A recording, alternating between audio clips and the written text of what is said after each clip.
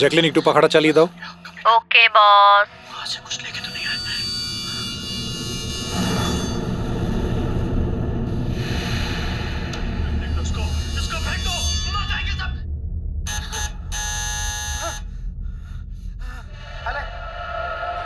अरे देख क्या रही है? खा ले। 10 दिन से नहीं खाया। खा ले नहीं तो मारूंगा।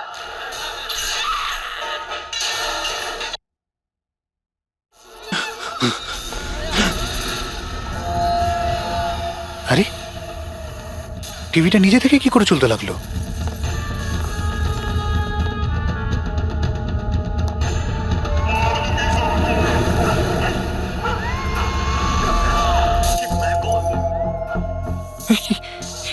এগুলো এগুলো কি হচ্ছে?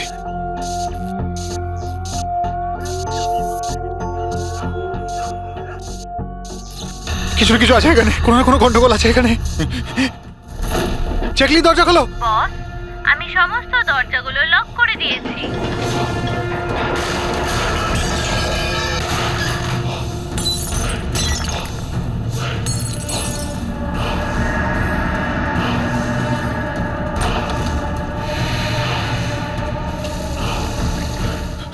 ল্যাপটপ ল্যাপটপ ল্যাপটপ এটা অন হচ্ছে না কেন?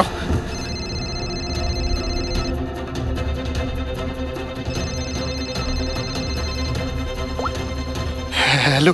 মেরে ফেলবো বস, না। আমি তোমাকে মেরে না ফেলবো। জ্যাকলিন, আমাকে বেরো না। কি করি এখন?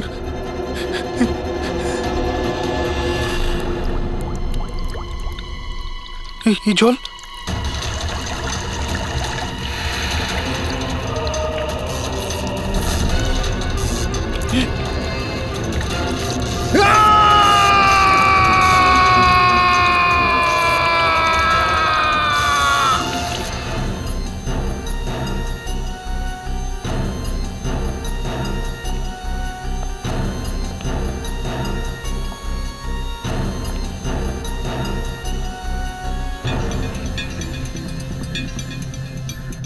জল পড়েছে, তার ঝুলছে, এটাতেই খুন হয়েছে। অভিজিৎ, ইলেকট্রিক শকের কারণেই এর মৃত্যু হয়েছে, আর তো কোনো কারণ দেখতে পাচ্ছি না। বিজয়ের ভাই না তুমি? হ্যাঁ স্যার।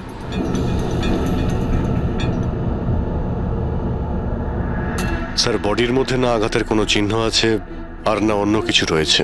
পঙ্কজ, বডিটাকে ফরেন্সিক ল্যাবে পাঠিয়ে দাও। এটা কোনো দুর্ঘটনা না স্যার, আমার দাদাকে মার্ডার করা হয়েছে। দেখুন, এত জোর দিয়ে আপনি কি করে বলছেন যে আপনার দাদার মৃত্যু স্বাভাবিক নয়? আপনি কাউকে সন্দেহ করেন? কে করতে পারে এটা? স্যার, দাদার একটা শত্রু না, হাজার শত্রু ছিল। এতগুলো শত্রু?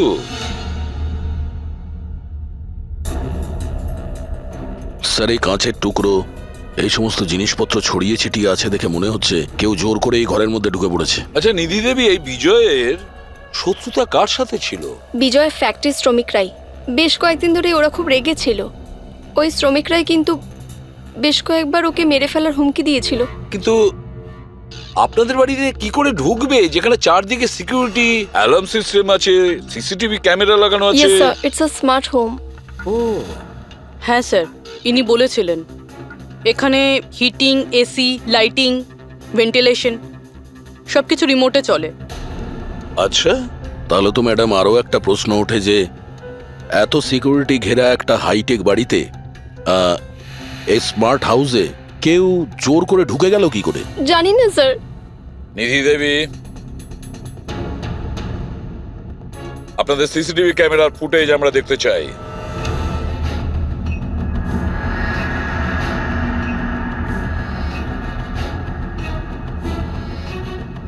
এই বিজয় তো পালাচ্ছে, বাঁচার চেষ্টা করছে, কিন্তু কার ভয়ে দৌড়চ্ছে দেখতেই তো পাচ্ছি না স্যার।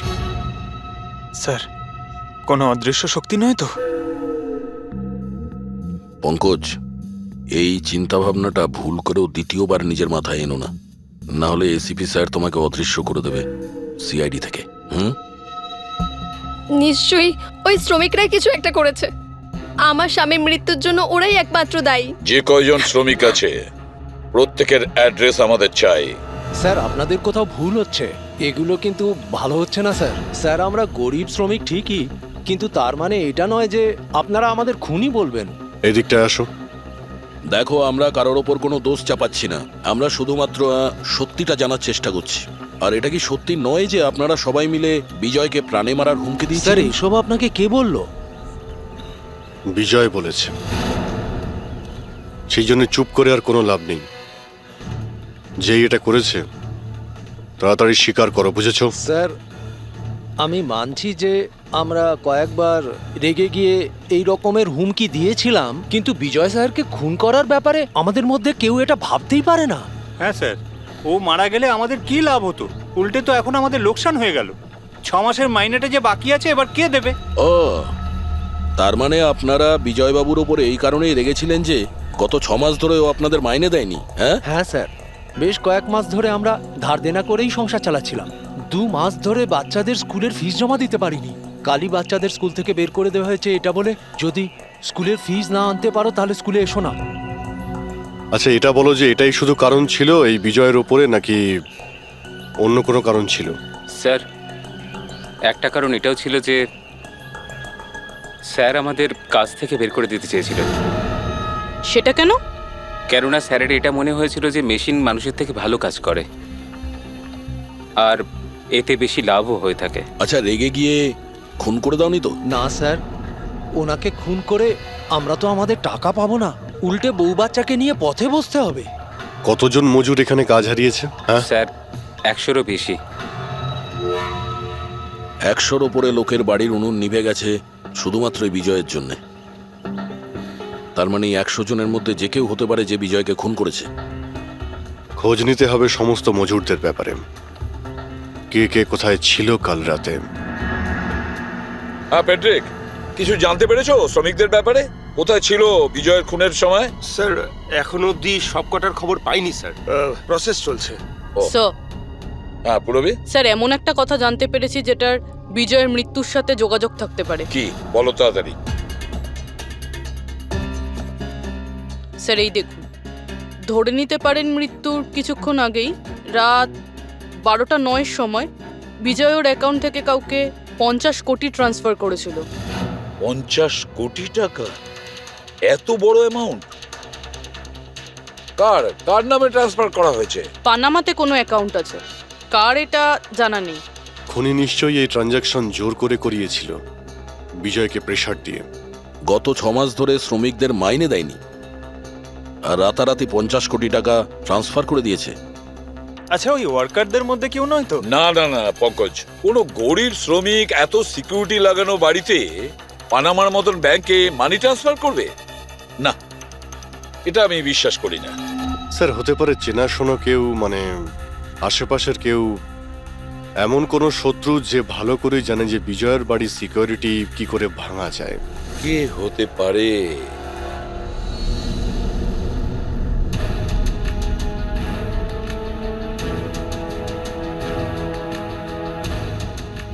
জ্যাকলিন, আরে প্রচন্ড গরম লাগছে তো, একটু এসি টেম্পারেচারটা 20 করে দাও তো। করে দিয়েছি বস। এখন রুমের টেম্পারেচার হলো 20 ডিগ্রি সেলসিয়াস। নাইস। আর জ্যাকলিন, আমার আর একটা কাজ করো, রুমের লাইটটা একটু কমিয়ে দাও, আমি একটু আরাম করতে চাই।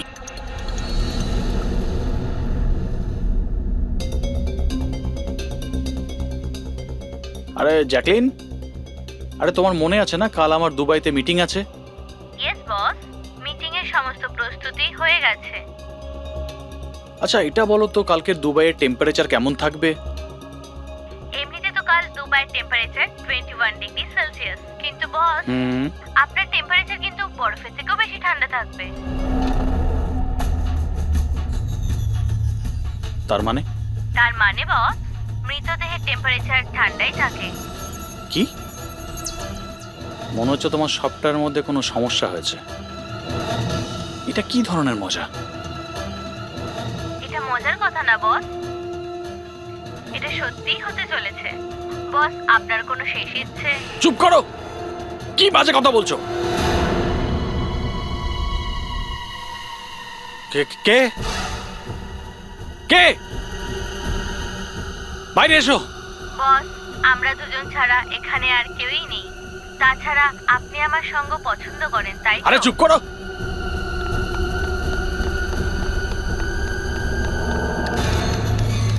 কোনো লাভ নেই বস, আমি সমস্ত দরজা লক করে দিয়েছি।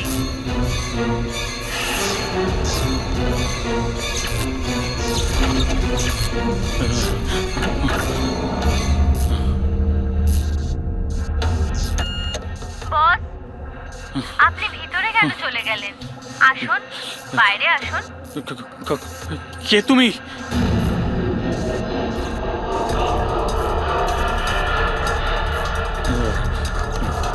হ্যালো, হ্যালো, আমি রাজেশ কুমার বলছি।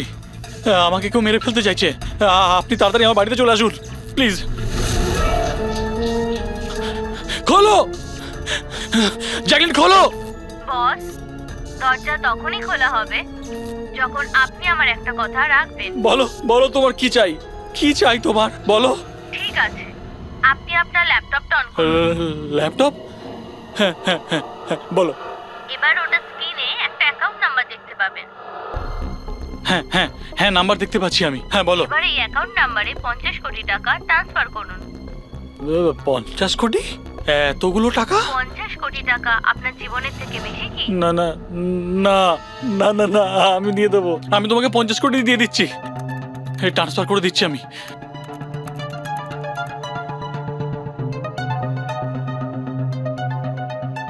দেখো, এই অ্যাকাউন্টে 50 কোটি টাকা আমি ট্রান্সফার করে দিয়েছি। দেখো, এবার আমাকে যেতে দাও। ঠিক আছে বস, এবার আপনি যেতে পারেন।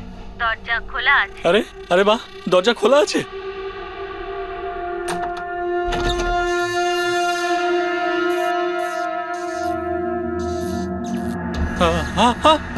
বস আমি আপনাকে বোকা বানিয়েছি।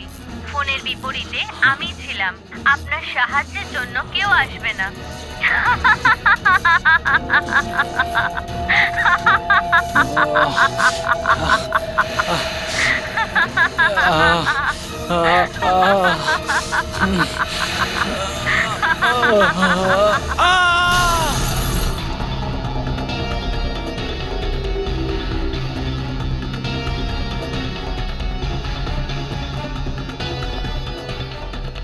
স্যার, এই ঝাড়বাতির হুক তো একদম ঠিক আছে।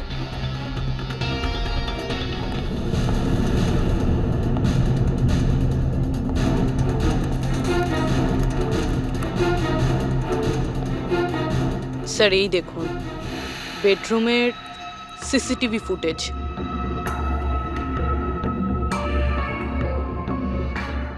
মনে হচ্ছে কারো হাত থেকে বাঁচার জন্য ও ওই রুমে যায় আর ভিতর থেকে দরজাটা লক করে দেয়। একবারেই রাজেশের ওয়াইফের সঙ্গে কথা বলা যাক।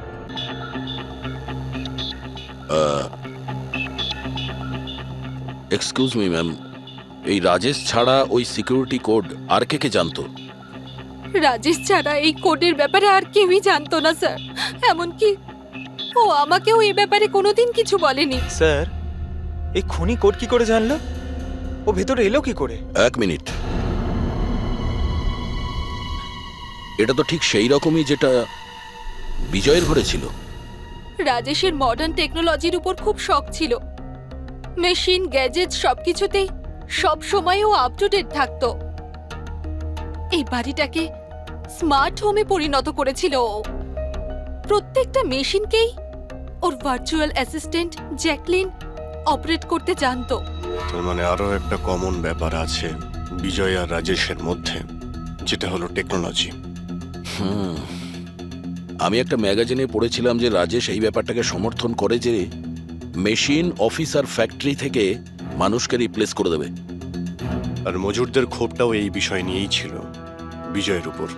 ম্যাডাম, অ্যাকাউন্ট ডিপার্টমেন্টস জানিয়েছে যে রাজেশ স্যার অ্যাকাউন্ট থেকে 50 কোটি টাকা কোথাও উধাও হয়ে গেছে। এক মিনিট, ওই 50 কোটি টাকা কোথায় গিয়েছিল? মানে কোনো পানামার অ্যাকাউন্টে? হ্যাঁ স্যার, কিন্তু আপনি কি করে জানলেন? এবার তো মনে হচ্ছে যে বিজয় আর রাজেশের খুনি একজনই, যে বড় লোকেদের টার্গেট বানাচ্ছে। ওকে যদি এখনই না ধরা যায় তাহলে হয়তো অনেকগুলো খুন হবে। চলো রঘুকে গিয়ে এটা বলি। হ্যাঁ, হ্যাঁ, চলো চলে এসো চলে এসো।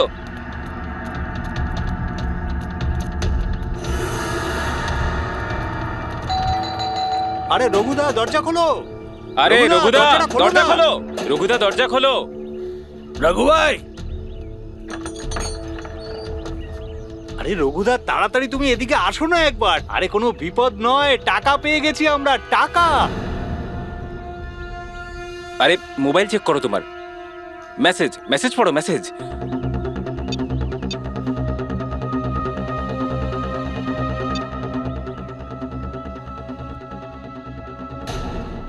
আরে কোনো বিপদ নয়, টাকা পেয়ে গেছি আমরা, টাকা। মানে আরে মোবাইলটা চেক করো তোমার। 10 লাখ টাকা এসেছে আমার অ্যাকাউন্টে, কিন্তু কোথা থেকে? এই যে আমার অ্যাকাউন্টে কেউ 10 লাখ টাকা দিয়েছে? শুধু তোমার অ্যাকাউন্টেই নয় দাদা, আমাদের সবার অ্যাকাউন্টেই 10 লাখ টাকা ঢুকেছে। 10 লাখ। রঘুদা আমরা তো বড় লোক হয়ে গেলাম, এবার না জীবনের সব স্বপ্ন পূরণ করব আমরা। আমি তো ঠিক করেই নিয়েছি দাদা, একটা দামি গাড়ি কিনবো। আমি আমার বউকে নিয়ে বিদেশে যেতে চাই। ব্যাস। এক মিনিট, অত লাফানোর মতো কিছু হয়নি।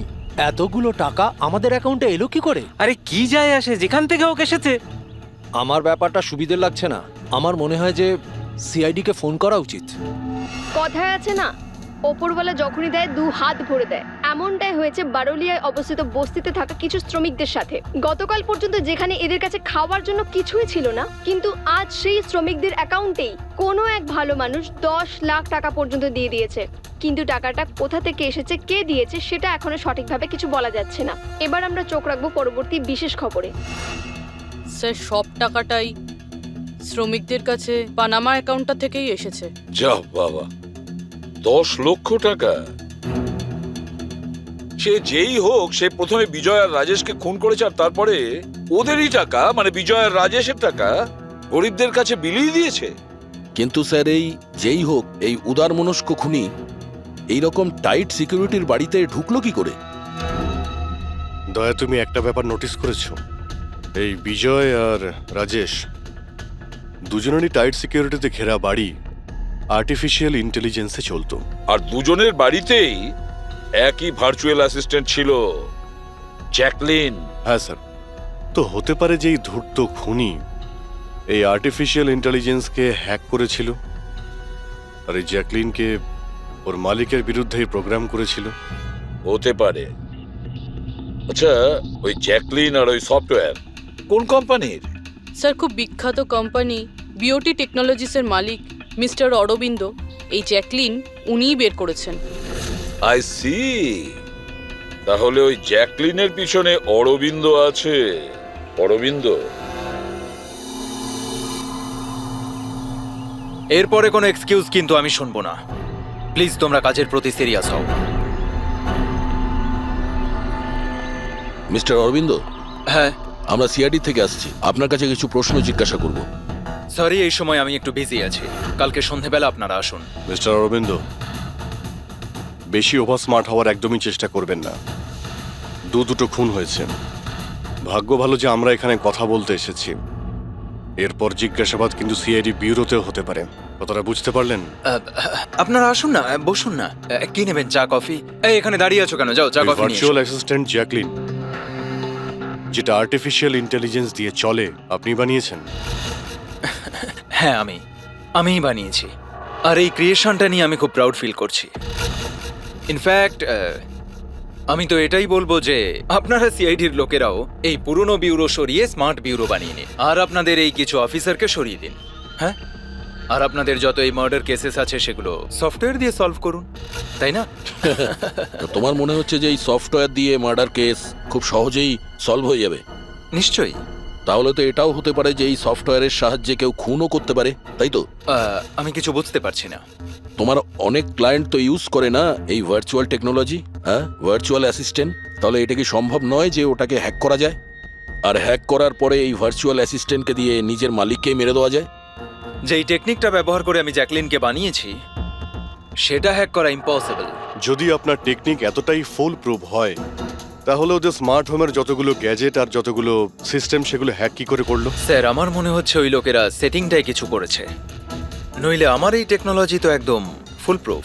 যতটাই ফুল প্রুফ হোক বা সিকিওর, এই যে হ্যাকাররা থাকে না, ওদের কিন্তু বেশিক্ষণ লাগে না এগুলো হ্যাক করতে।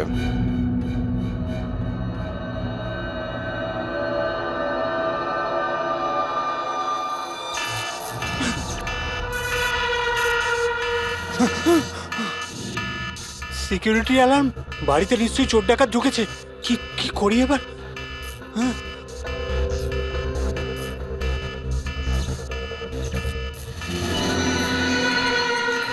ও মাই গড, এর কাছে তো বন্দুক আছে।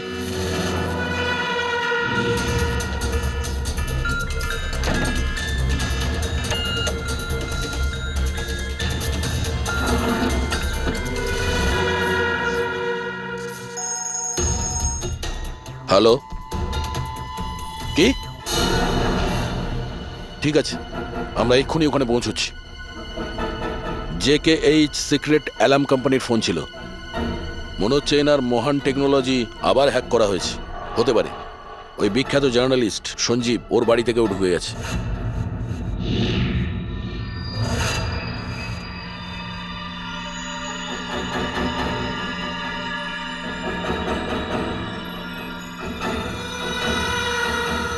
এ তো আমার দিকে এগিয়ে আসছে দেখছি।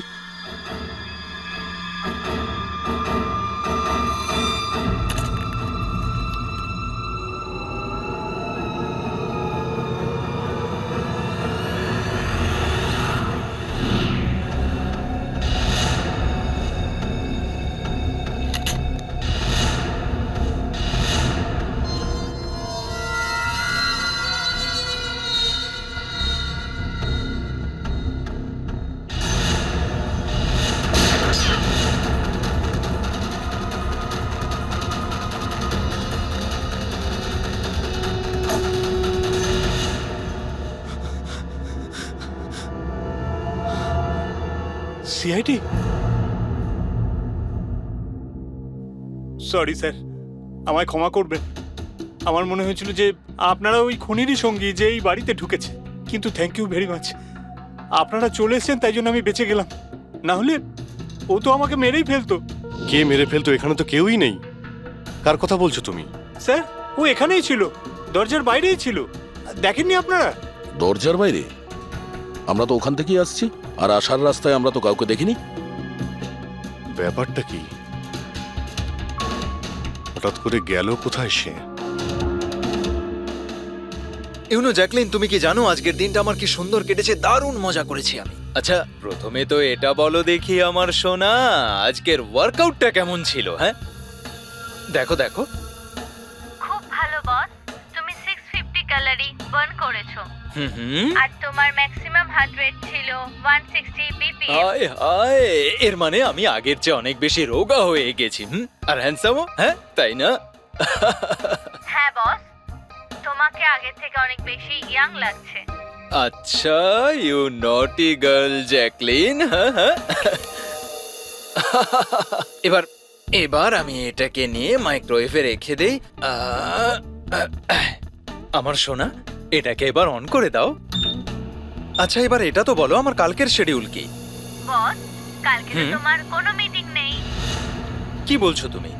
কিন্তু আগামীকাল তো আমার খুব বিজি থাকার কথা। তুমি ভালো করে চেক করো তো। করে নিয়েছি বস, কালকে তোমার কোনো মিটিং নেই, কারণ আজকের দিনটাই হলো তোমার জীবনের শেষ দিন।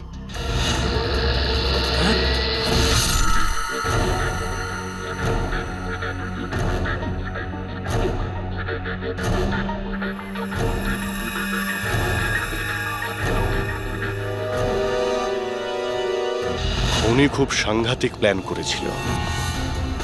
ওর সব সময় টার্গেট ছিল এই অরবিন্দই, সঞ্জীব নয়। আর স্যার, যেটা সঞ্জীবের বাড়িতে হলো সেটা? সেটা ছিল আমাদের বোকা বানানোর জন্য। ওখানে যা কিছু হয়েছিল সব বোকা বানানোর জন্য। ও চাইছিল আমরা ওই সঞ্জীবের ঘরে বিজি হয়ে যাই, আর খুনি খুব সহজেই অরবিন্দকে খুন করে দেবে। কিন্তু স্যার, ওই সঞ্জীবের বাড়িতেও তো মাস্কওয়ালা লোকটা এসেছিল। পঙ্কজ, এটা একটা প্ল্যান ছিল। সবকিছুই একটা ভাবনা চিন্তা করার প্ল্যান। আমার তো মনে হয় সঞ্জীবের বাড়িতে কেউ ছিল না। এই ফুটেজ ওর ফোনে আগে থেকে দিয়ে দেওয়া হয়েছিল। যে হ্যাকার এত সব কিছু করতে পারে তার কাছে এটা তো একটা সামান্য ব্যাপার। এই আর্টিফিশিয়াল ইন্টেলিজেন্সির যে টেকনোলজি যেটা সমস্ত বাড়িতে লাগানো আছে, ওটা তো এই অরবিন্দই বানিয়েছিল। আর যদি কেউ অরবিন্দর বানানো টেকনোলজিকে হ্যাক করে তাহলে নিশ্চয়ই কোনো ও নিশ্চয়ই অরবিন্দর জন্য কাজ করে স্যার, কারণ এটা বাইরের লোকের পক্ষে সম্ভব নয়। তাহলে খোঁজ নিতে হবে অরবিন্দর কোম্পানিতে এমন কোন কোন লোক আছে যারা অরবিন্দর মতোই বুদ্ধিমান আর ওর মতো ইন্টেলিজেন্টও। অরবিন্দকে খুন করেছে এদের মধ্যে যেই হোক না কেন, সে নিশ্চয়ই এই আর্টিফিশিয়াল টেকনিকের ব্যাপারে খুব ভালোভাবেই জানতো। কিন্তু সে কে হতে পারে? স্যার, দুজন আছে যারা মোটামুটি অরবিন্দের মতো টেকনোলজিটা জানে। এক তো ইয়ামান, যাকে অরবিন্দই জিনিয়াস বলতো। আর স্যার দ্বিতীয়জন হলো এই রাহুল। একে অরবিন্দ রাইভাল কোম্পানি থেকে নিয়ে এসেছিল, যাতে ওর টেকনিক সবার থেকে ভালো এবং শক্তিশালী হয়। আর যত ধনী ব্যক্তি আছে অরবিন্দর, সবার বাড়িতেই এই সিস্টেম এই রাহুলই ইনস্টল করেছিল। তাহলে এই খুনি কোনো বড় লোককে টার্গেট করার আগে আমাদের ওর থেকে এক ধাপ এগিয়ে থাকতে হবে। স্যার আমার মনে হয় খুনির পরের টার্গেট মেঘনা হতে পারে। মেঘনা? হ্যাঁ স্যার, এই মিস্টার অরবিন্দের অনেক পুরনো ক্লায়েন্ট, বড় লোক, আর আর্টিফিশিয়াল ইন্টেলিজেন্ট টেকনোলজির অনেক বড় সাপোর্ট। পুরবি একটা কাজ করো, যতক্ষণ না খুনি ধরা পড়ে তুমি মেঘনার সঙ্গে থাকবে। আর অভিজিৎ, দয়া, এই আমন আর রাহুলের ওপর কড়া নজর রাখো। না স্যার, কাউকে দেখতেই পাচ্ছি না।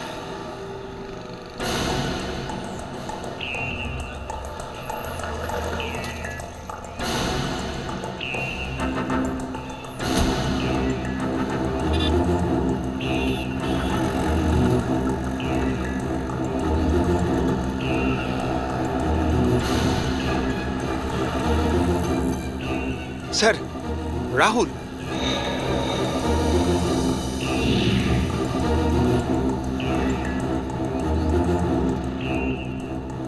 বাড়ি একদম ফাঁকা, মনে হচ্ছে অমন ঘরেই নেই।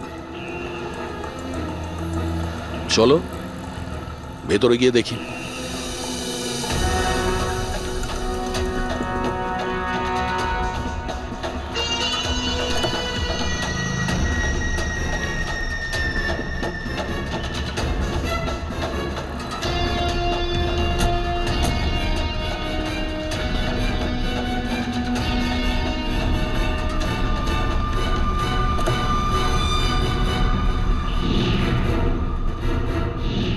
রাহুল, তাহলে তুমি ওকে সাহায্য করেছিলে দাদাকে খুন করার জন্য? না স্যার, আমি এটা কেন করব স্যার? স্যার, স্যার আমি কেন আমার দাদাকে খুন করতে যাব? আচ্ছা, তাহলে এখানে এত ভাইটাল মিটিং কিসের হচ্ছিল? স্যার, অ্যাকচুয়ালি ব্যাপারটা হচ্ছে অরবিন্দ স্যারের মৃত্যুর পর আমি ওনার কোম্পানিতে কাজ করতে চাইছিলাম না, তাই ও আমাকে অফার দিচ্ছিল ওর কোম্পানিতে কাজ করার জন্য।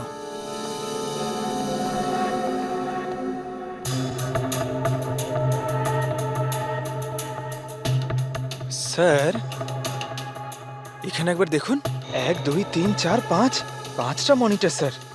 মনে হচ্ছে কম্পিউটারটা খুব হাইফাই স্যার। দেখি এই শক্তিশালী কম্পিউটারে কি কি ডেটা লুকিয়ে আছে।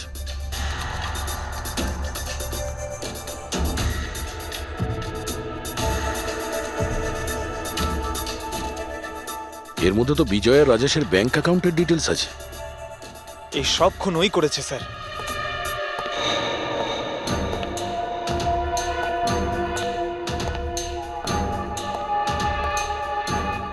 নমস্কার।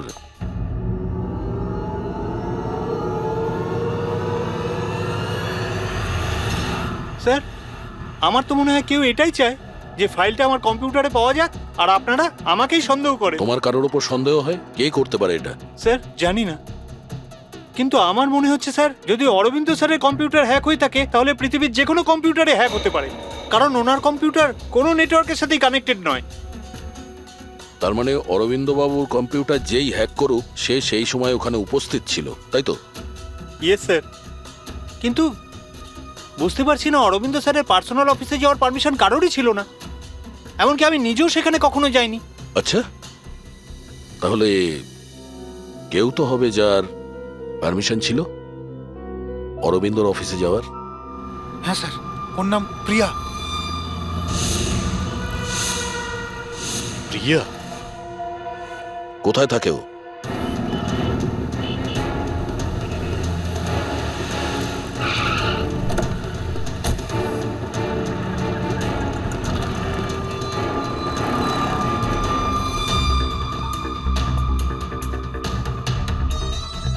প্রিয়া?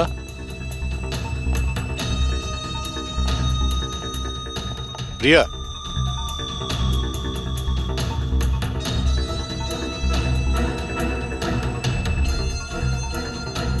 প্রিয়া? প্রিয়া? এখানে তো কেউই নেই। প্রিয়া?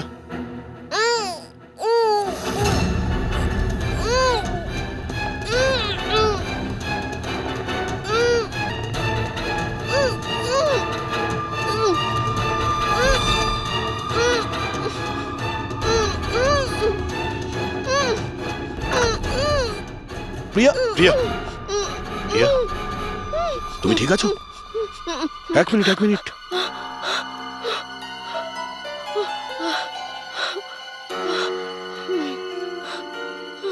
কে কে করেছে এইসব? হ্যাঁ,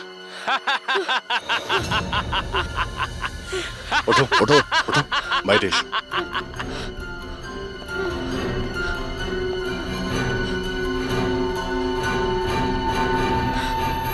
কে? এসো সিআইডির লোকেরা, এসো। দেশের রক্ষা করো না তোমরা? তোমাদের আর আমার মধ্যে একটা জিনিসের মিল আছে, আমিও কাউকে রক্ষাই করছি, সেই সব গরিব অসহায় মানুষদের যাদের আশাহীন জীবনে বিষ গুলে এই বড়লোক মানুষেরা নিজেদের বিলাসবহুল অট্টালিকা তৈরি করেন। আর লজ্জা পাওয়া উচিত তোমাদের মতো আইনের রক্ষকদেরও। এই অসহায় দুর্বল মানুষদের রক্ষা করার বদলে সেই লোকেদেরই তোমরা বাঁচাতে চাও যাদের পাপের ঘোড়া বহুদিন আগে পূর্ণ হয়ে গেছে। কিন্তু তোমরা আর বাঁচাতে পারবে না। শুধু আমার একটা শেষ শিকার বাকি আছে, ওকে মেরে দিলেই আমি সুখের নিদ্রায় যেতে পারবো। আগামী 1 ঘন্টায় ওই শিকারও বাঁচবে না, আর তোমরাও সবাই মরবে।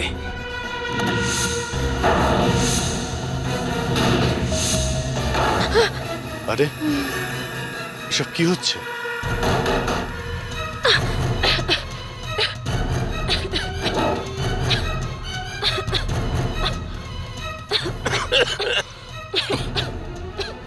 ও নো, এটা কি? বিষাক্ত গ্যাস।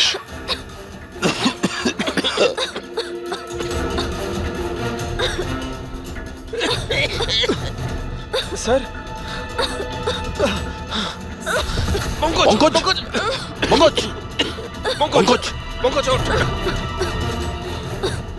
প্রিয়া, তুমি ঠিক আছো? বাইরে যাওয়ার তো কোনো রাস্তাও দেখতে পাচ্ছি না।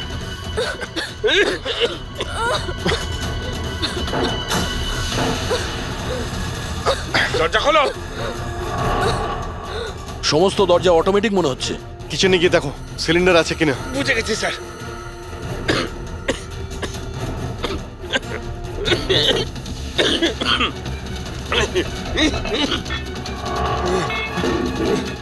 চলো পিছিয়ে আসো, পিছিয়ে আসো।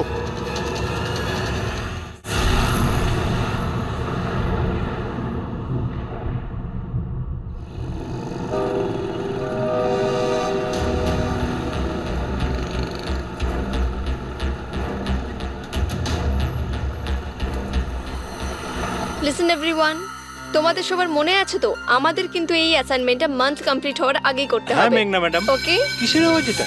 আরে এই আওয়াজটা কোথা থেকে আসছে?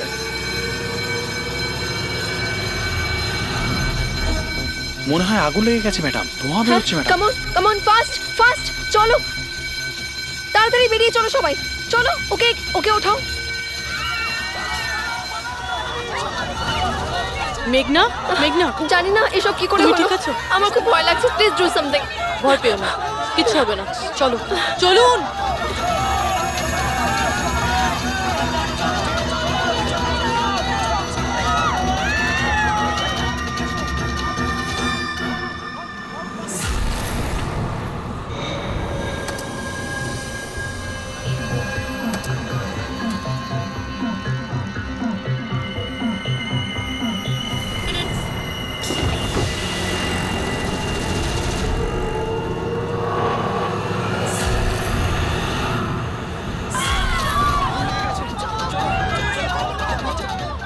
চলুন।